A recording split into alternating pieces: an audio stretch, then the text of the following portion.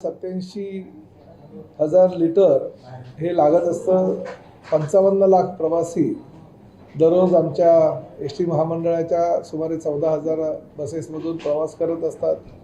सध्या एस टीला Indian oil कॉर्पोरेशनकडून डिझेलचा पुरवठा हा सुरळीतपणे होत आहे आणि त्याचबरोबर सध्या एस टीला 91.31 रुपये प्रति लिटर दराने डिझेल पुरवठा होतो।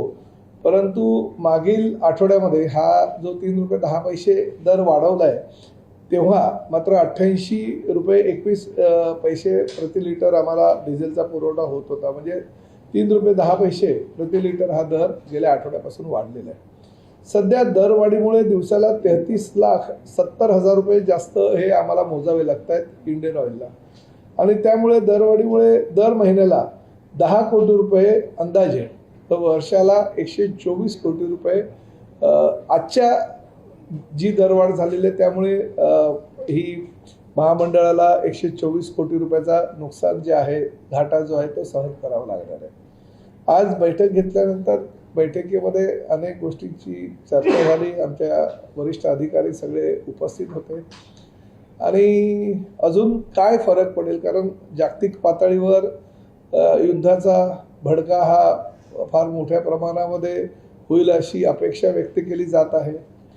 देशाचे पंतप्रधान आदरणीय नरेंद्र मोदीजी यांनी एक काटकसर करण्याच्या सूचना सर्व संबंधित विभागाला केलेल्या आहे। किंबहुना ही इंधनाचा जो तुटवडा आहे तो देशामध्ये होऊ नये यासाठी ते आता विविध देशांचा दौरा करत आहेत आणि त्यामुळे भविष्यामध्ये अजून काय होईल हे आताच सांगता येत नाही। आता जरी 3 रुपये दरवाढ झाली तरी केंद्र आणि राज्य शासनाने जर त्यावर काही बात करून एस टी महामंडळाला विशेष सवलत जर देण्याचा निर्णय घेतला तर मात्र आम्हाला दरवाढ करता येणार नाही।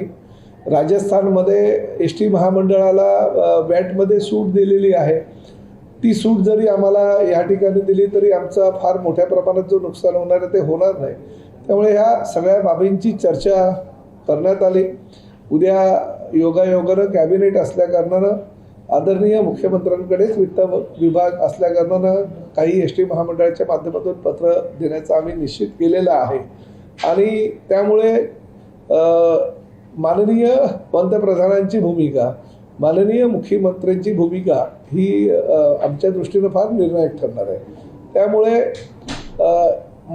मे एंडपर्यंत म्हणजे 30 तारखेपर्यंत आम्ही थांबण्याचा निर्णय घेतलेला आहे आणि पुढील 10 ते 12 दिवसामध्ये काय निर्णय केंद्र आणि राज्य शासनाचा होतो त्यावर अवलंबून राहून वेगवेगळ्या प्रकारे जर आमच्या मागण्यांची पूर्तता केंद्र आणि राज्य शासनानं केली तर आम्हाला दरवाढ करता येणार नाही। परंतु जर ती पूर्तता नाही केली तर आणि अजूनही काही डिझेलचे भाव वाढले किंवा अजून इंधनाचे भाव पुढे अजून मोठ्या प्रमाणात वाढले तर मात्र दरवाढ अटळ आहे।